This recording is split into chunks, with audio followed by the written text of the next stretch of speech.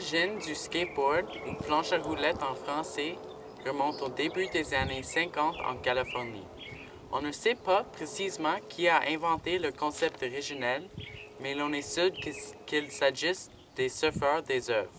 Afin de faire passer le temps lorsque les conditions climatiques n'étaient pas bonnes pour la pratique de leur sport, ils eurent l'idée de fabriquer une planche en bois sur laquelle ils fixeront des roulettes.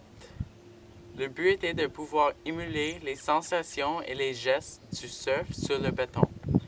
Afin de pouvoir perfectionner son style et sa technique, c'est pour cela que le skateboard fut originellement connu sous le nom de sidewalk surfing ou surf de trottoir. La nouvelle génération de la fin des années 1980 monte le niveau des tricks sur des gaps, des sauts d'espace et des marches.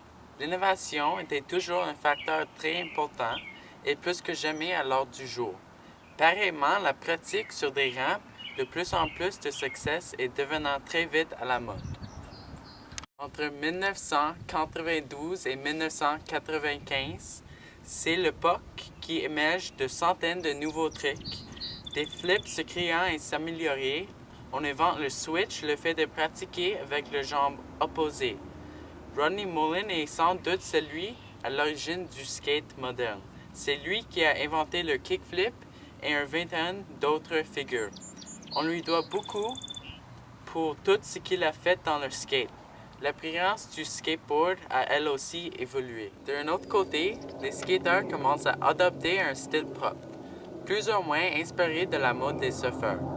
Après quelques années passées de développer leurs tricks, les skateurs reviennent à leur premier amour, la rue. Une nouvelle fois, le Go Gap et le handrail sont mis à l'honneur. Couplés cette fois-ci à la nouvelle technique, la rampe très à la mode dans les années 1980 a semblé de se marginaliser au début des années 1990. Aujourd'hui, la question qui se pose est de savoir c'est qui compte le plus dans la discipline, le style ou la performance. Cette question est encore moins évidente qu'il ne paraît. En effet, certaines considèrent la pratique technique comme peu esthétique. D'autres, au contraire, ne peuvent concevoir technique et style séparément. Heureusement, aujourd'hui, cette question est plus sourcée de diversification que de discorde. En conclusion, la planche à roulettes est un sport pratiqué depuis longtemps. En effet, ça va faire 9 ans que je pratique ce sport et je veux jamais arrêter puisque c'est devenu mon sport préféré.